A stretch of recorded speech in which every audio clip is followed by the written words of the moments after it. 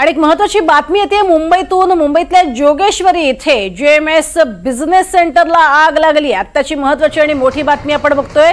जोगेश्वरीमध्ये ही मोठी आग लागलेली आहे। बिझनेस सेंटर आहे जेएमएस, या ठिकाणी मोठी आग लागलेली आहे। अर्थातच मुंबईमध्ये आपण बघतोय हा भला मोठा टॉवर आणि तिथे आग लागलेली आहे। अग्निशमन दलाचे जवान जे आहेत ते शर्थीचे प्रयत्न करतात आग विझवण्याची, मात्र क्रेन जी आहे ती जिथपर्यंत पोहोचलेली आहे तिथे आग विझवण्याचे प्रयत्न सुरू आहेत। मात्र वरच्या भागात आपण बघतोय लोक अडकलेले आहेत आणि लोक खाली उतरण्याचे प्रयत्न करतायत। सगळ्यात वरच्या मजल्यावरनं ही दृश्य आपण बघतोय। आग लागलेली आहे, प्रचंड आगडोम उसळलेला आहे आणि यावेळेला या खिडकीमध्ये उभा राहिलेला हा व्यक्ती आपल्याला पाहायला मिळतोय, कारण आगीपासून स्वतःचा बचाव करण्यासाठी आता उतरायचं कसं हा सगळ्यात मोठा यक्ष प्रश्न या व्यक्तीसमोर उभा ठाकलेला आहे। मात्र त्या खाली आपण बघतोय अनेक फुटांवरती खाली क्रेन आहे आणि इथून आता या व्यक्तीला वाचवणार कसं हा मात्र सगळ्यात महत्त्वाचा आणि मोठा प्रश्न आहे। प्रचंड आग या भागामध्ये लागलेली आहे आणि धुराचे लोट वरपर्यंत पोहोचलेले पाहायला मिळत आहेत। अग्निशमन दलाच्या गाड्या घटनास्थळी दाखल झालेल्या आहेत। इमारतीत काही माणसं अडकलेली आहेत आणि त्यांचं बचाव कार्य करण्याचं काम हे अग्निशमन दलाकडनं केलं जातंय। मात्र या अग्निशमन दलाच्या जवानांनाही वरपर्यंत पोहोचणं हे जिकिरीचं आहे।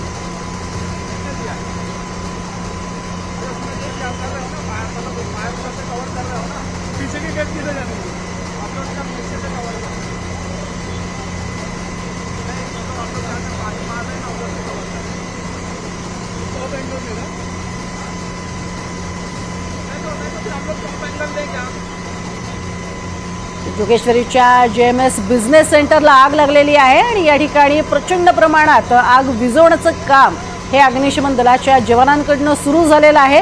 या भागात लागलेली आग विझवणं हे अर्थातच जिकिरीचं आहे हे मात्र स्पष्ट होत आहे। आणि या भागात इथपर्यंत क्रेन चढवणं हे सुद्धा सध्या मुश्किल आहे। जोगेश्वरीमध्ये आपण ही दृश्य बघतोय, इमारतीला लागलेली ही प्रचंड मोठी आग आहे। अधिक माहिती घेऊया तर राजश्री वाघमारे आमची प्रतिनिधी आपल्या सोबत आहे। राजश्री, काय सध्याचे तिथनं अपडेट्स? जोगेश्वरीच्या जेएमएस बिझनेस सेंटरला ही आग लागली आहे। ही जी आग आहे ती L2 लेवलची आग आहे आणि कदाचित ही 10:51 वाजता म्हणजे जवळपास 10:45 वाजता ही आग लागली आहे। सध्या इथे जर बघितलं तर अग्निशमन दलाच्या गाड्या आलेल्या आहेत, काही ॲम्ब्युलन्स इथे आलेल्या आहेत, कारण अगदी आपण जर टॉपचा फ्लोर जर पाहिला तर त्या टॉपच्या फ्लोरला अनेक लोक अडकलेली पाहायला मिळतात। त्यामुळे त्या लोकांना खाली काढण्याचं काम सध्या सुरू आहे, कारण वरचे जे मजले आहेत, वरचे 4 ते 5 मजले आहेत, त्यांना खूप मोठ्या प्रमाणात आग लागलेली पाहायला मिळते। कारण जो धूर असेल किंवा जी आग असेल ती आपल्याला त्या व्हिडिओज मधून सुद्धा पाहायला मिळते। त्यामुळे जे आतमध्ये लोक अडकली असतील त्यांचा रेस्क्यू करण्याचं काम सध्या सुरू होते। मात्र आपण जर पाहिलं तर तो जो पाण्याचा फोर्स आहे तो त्या आगीपर्यंत जास्त प्रमाणात पोहोचू शकत नाहीये। त्यामुळे त्यांना बाहेर कसं काढायचं, त्यांना कुठला दुसरा रस्ता आपल्याला मिळतोय का याचे प्रयत्न सध्या सुरू आहेत। आणि इथे आकडा किती आहे एक्झॅक्टली अडकल्याचा तो अजून समोर आलेला नाहीये। आणि हे जे बिझनेस सेंटर आहे त्यामध्ये अनेक कर्मचारी असतात, म्हणजे आणि आता हा वर्किंग टाइम आहे त्यामुळे 11 वाजता अनेक कर्मचारी आलेले आहेत। त्यामुळे आतमध्ये किती अडकलेत किंवा आता जे बाहेरच्या परिसरात असतील त्यांना तिथून बाहेर काढणं किंवा जे अडकलेत त्यांना बाहेर काढणं याचं सगळं काम सध्या सुरू आहे। दिवाळीची सुट्टी संपलेली आहे आणि त्यामुळे आजपासून प्रत्येक जण आपल्या आपल्या कामाला निघालेला आहे। आणि बिझनेस हब असल्यामुळे तिथला जो परिसर आहे त्या परिसरामध्ये मोठ्या प्रमाणात वेगवेगळ्या कंपन्यांचे वेगवेगळे जे एम्प्लॉईज ते सध्या आपल्या कंपनीमध्ये जायला निघालेले आहेत। आणि त्यावेळेस ही आग लागणं म्हणजे हा जो पीक आवर आहे त्यावेळेस ही आग लागणं ही खरं तर खूप मोठी गोष्ट आहे। आणि सध्या तर बघितलं आपण तर ही आग वाढत जाताना दिसते, कारण वरचे जे 4 मजले आहेत ते 4 मजले पूर्णपणे आगीने आपल्याला तिथे पाहायला मिळतात। आगीवर नियंत्रण आणण्याचा प्रयत्न केला जातोय, पण जे फायर ब्रिगेडच्या गाड्या आहेत त्या काहीशा कमी पडतात असं पाहायला मिळतं। त्यामुळे ॲम्ब्युलन्स असतील, फायर ब्रिगेडच्या गाड्या असतील, त्याचं प्रमाण वाढवण्याचा प्रयत्न सध्या केला जातोय। आग L2 आहे, मात्र ही आग जर अजून वाढत राहिली तर आतमध्ये जेवढे काही एम्प्लॉईज असतील ते खालच्या मजल्यावर असतील, म्हणजे पहिल्या, दुसऱ्या, तिसऱ्या या मजल्यावर जे असतील त्यांना सुद्धा त्या कंपनीमधून आपल्या त्या पूर्ण बिल्डिंग मधून बाहेर काढणं गरजेचं आहे। त्यामुळे सध्या त्याचा प्रयत्न केला जातोय। तसंच जे कर्मचाऱ्यांची सुटका करणं ते सध्याच्या घडीला महत्त्वाचं आहे। प्राथमिकरित्या त्या आगीवर आपल्याला नियंत्रण मिळवणं महत्त्वाचं आहे। त्यामुळे हा सगळा प्रयत्न सुरू आहे, कारण वरचे जे 4 मजले आहेत ते 4 मजले पूर्णपणे आगीत आपल्याला पाहायला मिळतात। फायर ब्रिगेडच्या गाड्या आहेत, आपण जर या व्हिडिओजमध्ये पाहिलं तर सुरुवातीला मागच्या बाजूने प्रयत्न केला गेला, कारण खाली पूर्णपणे वस्ती असल्यामुळे किंवा आजूबाजूला छोटे छोटे दुकान असल्यामुळे तिथपर्यंत पोहोचणं शक्य होत नव्हतं. मात्र आता सध्याच्या घडीला जर आपण पाहिलं तर अग्निशमन दलाचे काही जे कर्मचारी आहेत ते पूर्णपणे आग विझवण्याचा प्रयत्न करतायत. हळूहळू का होईना, जर आपण आगीचं स्वरूप बघितलं तर ते खूप मोठ्या प्रमाणात पाहायला मिळतंय. वरचे जे 4 मजले आहेत ते 4 मजले हे पूर्णपणे आपल्याला त्या आगीमध्ये त्यांची पूर्णपणे म्हणू शकतो आपण की धूर गेलेले पाहायला मिळतात आणि धूरही तिथपर्यंत गेलेला आपल्याला पाहायला मिळतोय. राजश्री, तू आमच्या सोबत राहास. सागर कुलकर्णी सुद्धा आपल्या सोबत आहे. सागर, किती मजली ही इमारत आहे आणि साधारण किती लोक अडकल्याची काही प्राथमिक माहिती समोर आली आहे का?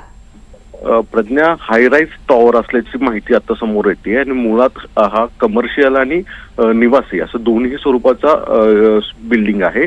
यामुळे या बिल्डिंग मध्ये जी आग लागलेली आहे वरच्या मजल्यावर, आणि अशा परिस्थितीत आता जी माहिती मिळते त्यानुसार कदाचित त्यात काही नागरिक सुद्धा अडकल्याची शक्यता वर्तवली जात आहे. अर्थात उंच इमारत असल्यामुळे आग नियंत्रण आणणं हे फायर ब्रिगेडसाठी फार मोठं एक आव्हान असणार आहे. कारण की एकतर उंचीवर हायराईज मध्ये पाणी टाकणं आणि जे आवश्यक पहिले प्राथमिक उपचार आहेत ते प्राथमिक जे नियोजन करायचं आहे ते करण्याचा टास्क मोठा फायर ब्रिगेडवर आहे. फायर ब्रिगेड घटनास्थळी पोहोचलेलं आहे. आग विझवण्याचा प्रयत्न सुरू आहे. पण जी सगळ्यात महत्वाची गोष्ट म्हणजे यात काही लोक अडकल्याची शक्यता सुद्धा आहे. त्यामुळे जीवितहानी होणार की काय अशी एक शंका व्यक्त केली जाते, जी दुर्दैवी असण्याची शक्यता आहे. आता आग विझवणं हे प्राथमिक फायर ब्रिगेडचं काम सध्या सुरू आहे आणि आगवर नियंत्रण आणणं सुद्धा अद्याप शक्य नाही आहे. यामुळे जर ही आग वाढत राहिली तर मात्र समस्या किंवा मोठी आव्हानं फायर ब्रिगेड समोर उभारताना दिसून येतील. नक्कीच. मात्र आपण बघतोय की इतकी प्रचंड उंच इमारत आणि वरच्या मजल्यावरती अडकलेले लोक आहेत, त्यांना उतरण्यासाठी कोणताही पर्यायी मार्ग नाहीये का? आणि त्यांना बाहेर काढण्यासाठीचे कशा पद्धतीचे प्रयत्न अग्निशमन दलाचे सुरू आहेत? वास्तविक प्रज्ञा, इतक्या मोठ्या इमारतीला पर्यायी जिन्याने उतरण्याची व्यवस्था ही असते. पण प्रश्न उपस्थित राहतो की जर 3 ते 4 मजल्यामध्ये ही आग पसरली असेल तर तिथे आसपास वर त्या मजल्यांच्या वर जिथे आग लागलेली आहे त्याच्या वरच्या मजल्यांना लोकांना खाली येणं हे सगळ्यात मोठं आव्हान असेल. आणि जर आग एवढ्या मोठ्या बिल्डिंग्समध्ये किंवा हायराईज एरिया टॉवर्समध्ये मोठ्या प्रमाणामध्ये फर्निचर असतं, यामुळे आग ही वाढण्याची शक्यता अधिक असते. अशा परिस्थितीमध्ये आग नियंत्रित आणणं हा एक मोठा टास्क राहणार आहे. तशा दृष्टिकोनातून प्रयत्न फायर ब्रिगेड करत आहे.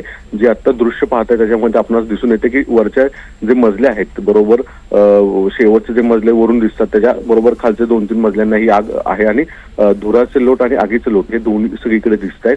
अशा गोष्टीमुळे एक मोठं संकट किंवा आपत्ती मोठी मानावी लागणार आहे. मुंबईमध्ये यापूर्वी सुद्धा मोठमोठे हायराईज टॉवर ज्यावेळेस आग लागलेली आहे त्यावेळेस नियंत्रित आणणं हे फायर ब्रिगेडसाठी फार मोठा टास्क आहे. आता ही आग नियंत्रित आणणं हे पहिल्यांदा टास्क राहील आणि त्यानंतर सगळे जे लोक आहेत त्यांना बचावात्मक स्वरूपामध्ये बाहेर काढणं हा एक मोठा टास्क असणार आहे. मोठ्या हायराईज टॉवरला पर्यायी जिन्या किंवा अन्य मार्गाचा पर्यायी व्यवस्था जरी असली तरी जिथे आग लागलेली आहे आणि त्या आगीच्या वरचे मजले त्या लोकांना खाली आणणं हे सगळ्यात मोठा टास्क असतो. तो फायर ब्रिगेड समोर आता सगळ्यात मोठं आव्हान आहे. अगदी खरं आहे. आणि अर्थातच हे आव्हान पेलून आपण बघतोय आग विझवण्याचे शर्थीचे प्रयत्न सुरू आहेत आणि अडकलेल्या लोकांना बाहेर काढणं ही प्राथमिकता लक्षात घेत फायर ब्रिगेडकडनं काम केलं जात आहे. तुर्तास धन्यवाद या संपूर्ण माहितीसाठी सागर.